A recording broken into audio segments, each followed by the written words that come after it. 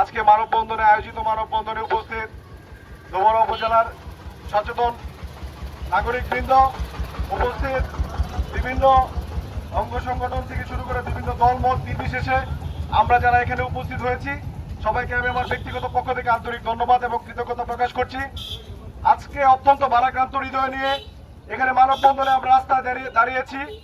প্রিয় উপস্থিতি, আপনারা জানেন আজকে সামাজিক যে অবক্ষয়, সেই অবক্ষয়ের মাধ্যমে আমরা দেখতে পাচ্ছি ডুমুরিয়ার গোয়াতলা ইউনিয়নে টাঙ্গাটি গ্রামে 4 বছরের ছোট নিসামণিকে ধর্ষণ করে ধর্ষণকারীরা হত্যা করে তার লাশ নদীতে ফেলে দিয়েছিল।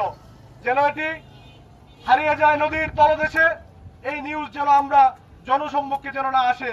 প্রিয় ভাইরা, সত্য নির্মম, সত্য চিরন্তন, সেই সত্য প্রকাশিত হয়েছে। যারা এ ধরনের কর্মকাণ্ডের সাথে সম্পৃক্ত ইতিমধ্যে 3 জনকে গ্রেফতার করা হয়েছে। প্রশাসনের উদ্দেশ্যে আমরা একটি কথাই বলতে চাই, এই ডুমুরিয়ার সামাজিক অবক্ষয় যেন না ঘটে। আমরা যারা সাধারণ জনগণ আছি, আমরা ডুমুরিয়ার যারা নাগরিক আছি, আমরা আমাদের জায়গা থেকে আমরা সামাজিক আন্দোলন গড়ে তুলব। আপনারা আপনাদের জায়গা থেকে এই জিনিসগুলোকে দৃষ্টি রাখবেন, যেন কোনো ধরনের অন্যায়, কোনো ধরনের দর্শন যেন ডুমুরিয়ার মাটিতে না হতে পারে।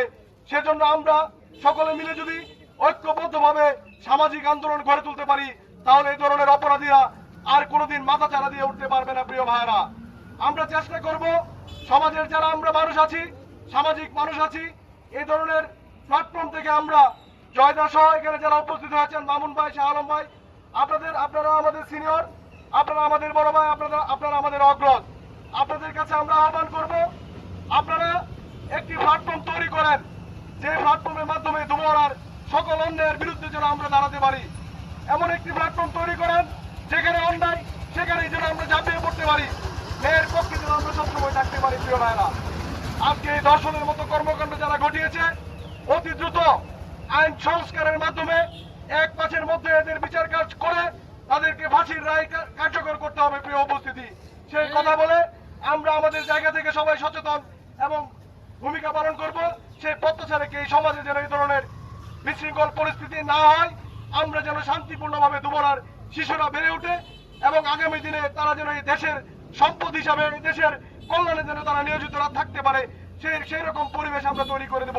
সে আশা, সে প্রত্যাশা ব্যক্ত করে আমি আমার সংক্ষিপ্ত বক্তব্য এখানে শেষ করছি।